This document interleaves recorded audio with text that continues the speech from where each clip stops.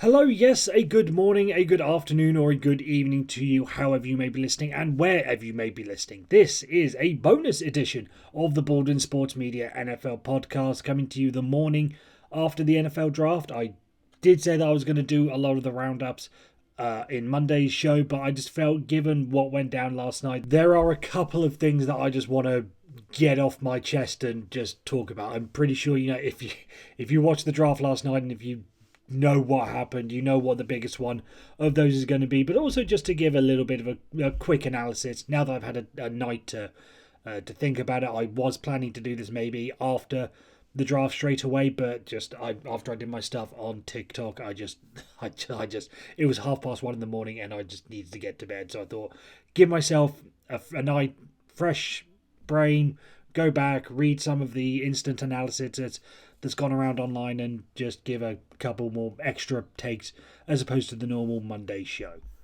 Which, by the way, speaking of TikTok, you can, of course, go and subscribe and follow that channel. And the rest of the social medias, they are all at Baldwin Sports Media. That's on Instagram, that's on YouTube, that's on TikTok. So whatever way you wish to get additional and different content from me, then go and check out those various platforms. And, of course, you can subscribe and like to this podcast on whatever podcast platform you choose to listen to this to. So feel free to do that. As I say to everyone who's new, welcome. Feel free to do it. And everyone who's back, thank you very, very much for making me a little bit a part of your week. And now you get that little bit more extra of me as we go into the draft.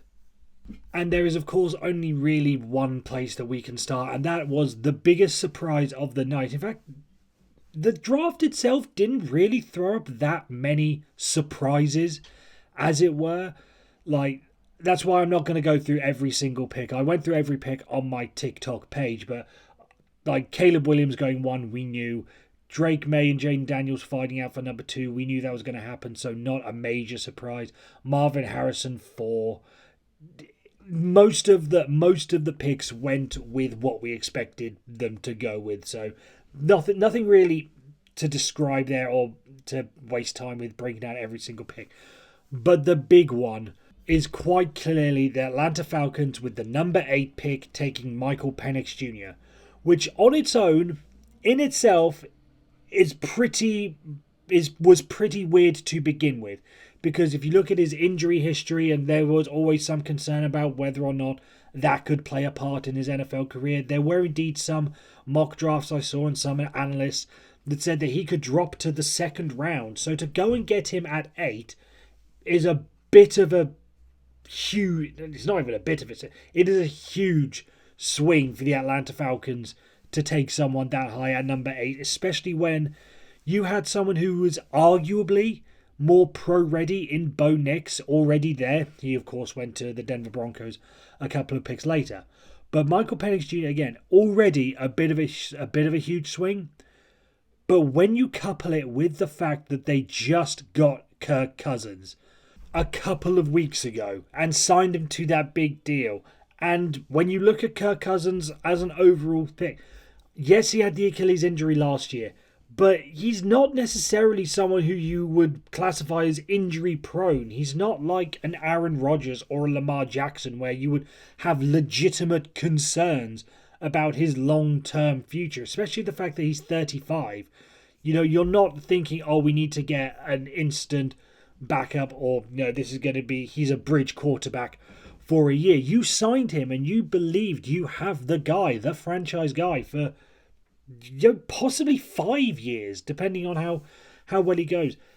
To then go and sign a bona fide number 1 potential franchise guy is just absolutely baffling. And it's not just the fans that are baffled. Kirk Cousins as well was confused. This comes from an article from ESPN's Mike Raimondi in the aftermath of it, and I'll read the quote verbatim. It's an article on ESPN, where he said Cousins' agent Mike McCartney told ESPN's Pete Thamel that the Falcons only notified the quarterback that they would pick Penix while the team was on the clock.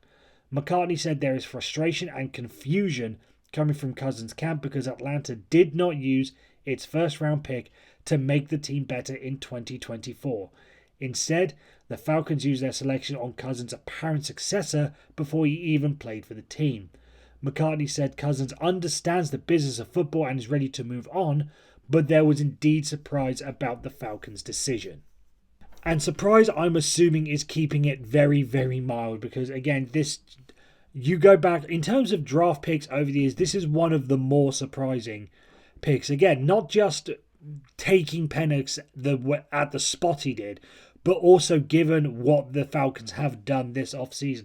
Again, that is a position that they could have used to go somewhere else in the draft. There were a couple of the big name wide receivers for, to give Kirk Cousins an additional weapon. Rome Odunze was one pick later and he went to the Chicago Bears. And you think, Rome Odunze was talked about as possibly even better than Marvin Harrison Jr., who went number 4. Xavier Worthy, who went number 28 to the Kansas City Chiefs. There was a lot of talk and hype about him. Maybe you want to go down that route. Maybe you want to get another tackle to protect him. You look at Olaf Fashanu, who went to the New York Jets. There were a lot of options that they could have gone. And this one certainly just was not the right one. As the article says, they have not made their team better for 2024 with the selection of Michael Penix Jr. with the pick that they did. Now, again, these drafts, there is always some element of you've got to think about the future rather than just winning now. But the Falcons are a talented side. They have a lot of pieces that could not make a Super Bowl run, but maybe win the NFC South, maybe win a playoff game. And right away off the bat with that first round pick, they haven't done it. And that's why I think there will be some level of, frustration on Kirk Cousins' part. I look back to Ben Roethlisberger with the Steelers when they drafted Mason Rudolph, and he was angry that, they took him in the 3rd round. And he was saying, that's someone who could help the team right away. And that is what Kirk Cousins is feeling right now. And as I say, you can understand looking after the future, but this is a team that has the potential to win now. And they absolutely blew it with this pick. Again, if he'd have fallen to the 2nd round because of those concerns and maybe some questions about his skill, if he'd have fallen to the 2nd round, I could understand taking a flyer on him then. But not with the 1st round pick, and not when you have the abundance of talent that was out there in other positions as well. I just think this one, in the immediacy, is going to be a bit painful for the Atlanta Falcons fans to swallow, because they know that a lot of teams got better for 2024 in the 1st round, and the Atlanta Falcons did not.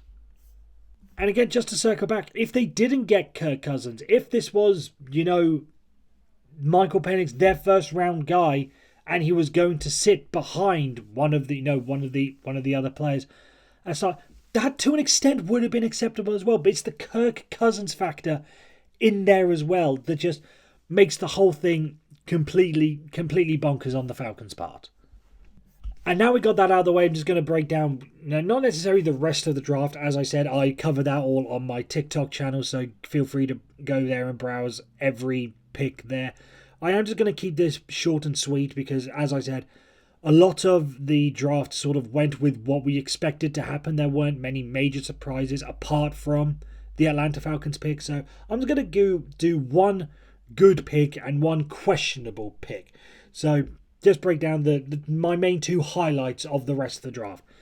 And the first one is going to be J.J. McCarthy, the quarterback out of Michigan, going to the Minnesota Vikings, who I think has landed in the best possible spot for any of the rookie quarterbacks. Caleb Williams going to the Bears, we know that they have had a bit of a history since the Sid Luckman days of never really having proper quality play at quarterback. So, yes, he's number 1. Yes, he's the talented one. But is he necessarily in the best spot? Drake May with the Patriots. Is he, with a defensive head coach, not really got that many real weapons to work with at the moment? Is he going to be successful right off the bat or moving forward in the next couple of years? you can break these down a number of ways. But JJ McCarthy going to Minnesota with an offensive head coach, sitting and learning behind Sam Darnold, who is a capable NFL quarterback. I think he is going to establish himself as a bridge backup quarterback moving forward. I don't think he's going to quite break into the mold of a starter. So for someone to develop another quarterback, I think is a perfect spot for Sam Darnold and then for JJ McCarthy as well. With the offensive weapons that they have in the likes of Aaron Jones, Justin Jefferson, Jordan Addison, and TJ Hawkinson, what a great starting place to work with in training camp. And when he does get into games, eventually at some point, maybe around Thanksgiving, he'll be probably looking to start. But if he comes in relief for Sam Darnold, you've got a lot to work with there. And also getting an offensive head coach in Kevin O'Connell, I think, is going to be very good for him as well. I genuinely think that this was the perfect spot for him and the Vikings. If they go down the route of having him, looking into the NFC North, if they have him go down the route of like Aaron Rodgers and Jordan Love did with the Green Bay Packers and sitting and learning and developing, because you can see that he has some clear talent in the NFL. I just never bought into the hype that he was going to be a pick in the top 5, for instance. I never bought that hype. But a number 10 pick, around that mark to sit and learn, I can absolutely understand why they went down that road. And I think that's going to be not necessarily the steal of the draft, but I think if you look at it long term, I think that is going to be one of the best picks that we see coming out of this draft. JJ McCarthy to the Minnesota Vikings. They get their franchise guy after losing Kirk Cousins. So, yeah, and that team looks to be pretty set for the next couple of years.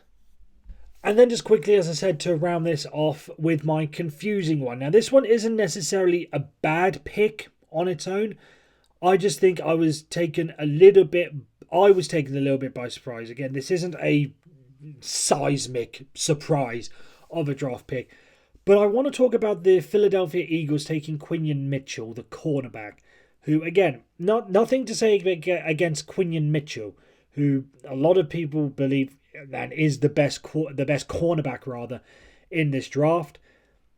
But given the way the Philadelphia Eagles have worked in the past couple of years and wanting to build in the trenches and wanting to build nice, big, physical team, given the fact that they lost Fletcher Cox on the defensive side and Jason Kelsey on the offensive side, I thought they were going to go with one of those two positions. Again, not necessarily defensive tackle because they have Jalen Carter and Jordan Davis, those two absolute mammoths at defensive tackle. Maybe they would have gone defensive end, bringing in someone like, I know he went a couple of picks later, but Darius Robinson, out of Missouri, who went to the Arizona Cardinals, or maybe they did go to the offensive line. And again, not necessarily a center because I think they've got those positions, but maybe go and got a Jordan Morgan, for instance, who eventually went to the Green Bay Packers, or a Tyler Guyton, who went to the Dallas Cowboys. I just thought that was going to be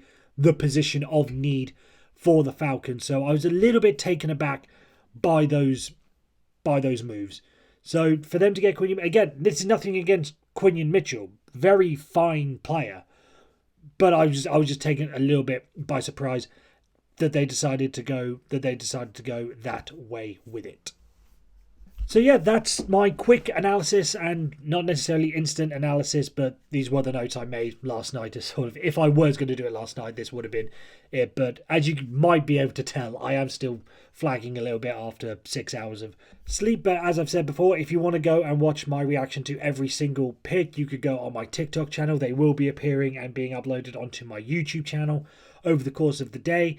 And yeah, that's really all I've got time for today. So again, thank you very much for listening to this bonus episode of the Baldwin Sports Media NFL podcast. As I've said, feel free to feel free to subscribe on whatever platform you are listening to. And until I speak to you next time, which will be on Monday when maybe there'll be some extra fallout. Maybe there'll be some more behind-the-scenes news about the Kirk Cousins, Michael Penix Jr. situation. Maybe there'll be some more trades. Maybe there'll be some big shocks in days 2 and 3 of the draft that we don't see coming. And yeah, so whatever it is that ends up happening, I look forward to talking with you about it. So until Monday, you guys, you can all take care.